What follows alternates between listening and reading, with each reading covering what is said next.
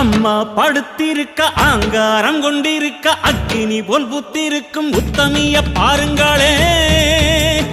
நீட்டி படுத்திருக்க நீதி சொல்ல காத்திருக்க ஈசான பொட்டலிலே மாசாணி பாருங்களே. அம்மா படுத்திருக்க ஆங்காரம் கொண்டிருக்க அக்கினி போல் புத்திருக்கும் உத்தமிய பாருங்களே. நீட்டி படுத்திருக்க நீதி சொல்ல காத்திருக்க ஈசான பொட்டலிலே மாசாணி பாருங்களே.